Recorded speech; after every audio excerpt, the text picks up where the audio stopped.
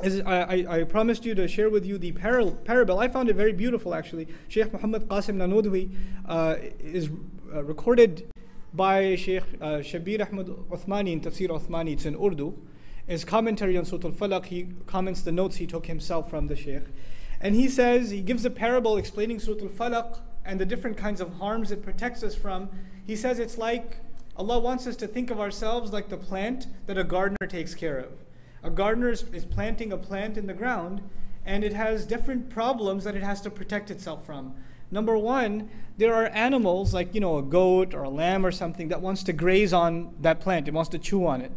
Now the goat or whatever animal it may be, or even a bug or a bird, it's not the enemy of the farmer. It's only doing that because that's in its nature. Allah created it, and part of that creation is it's going to eat a plant or it's going to chew on it. This is part of the manifestation of min sharri ma khalaq. There are things Allah created and they can cause you damage not because they're evil, but because that's what they do. A shark or a lion or whatever is going to do what it does. And it's not because it's evil, it's acting out in accordance with its nature. So in the way Allah created things naturally, there's the potential for you receiving harm just in the natural order of things. And so you have to ask Allah for protection from them. But that's not the only kind of protection He seeks.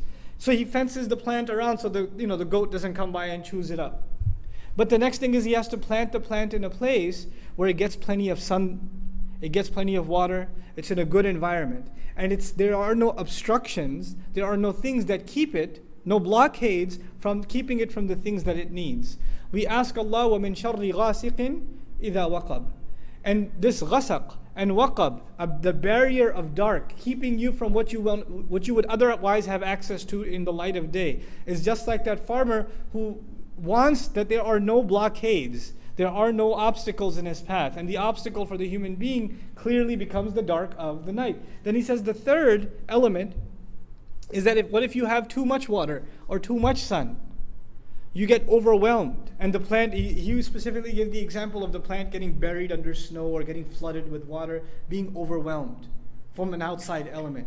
وَمِن شَرِّ النَّفَّاثَاتِ فِي الْعُقَدِ. I mentioned to you before, when people, their sorcery is done on them, they feel like they're being suffocated from within.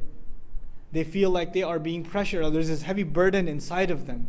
That's the feeling of someone who magic has been done on. And finally, he protects his garden and his plant from an enemy who wants to harm him. It's not just the elements. It's not just he wants to make sure it gets enough sunlight or whatever. Not just the animals, but there's an actual enemy that wants to make sure his plant is destroyed. How does the surah address this enemy? وَمِن شَرِّ حَاسِدٍ إِذَا حَسَدٍ. So from every angle, just like that plant the gardener wants to protect, Allah Azza wa Jal wants to protect ourselves. And He wants us to seek protection for ourselves.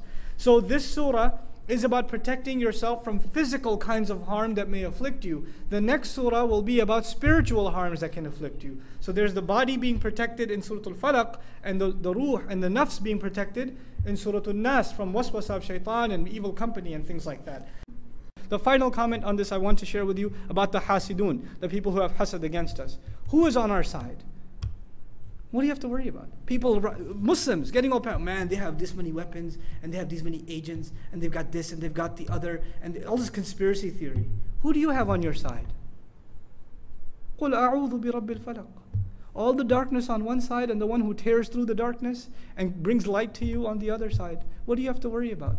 We have to hold on to this book and seriously believe in it. When it gives us counsel, we have to take it as counsel for us. We can't just take it as empty, just a dust and some interesting knowledge, but go back to our attitude. This is supposed to change our attitudes. It's supposed to change our attitudes.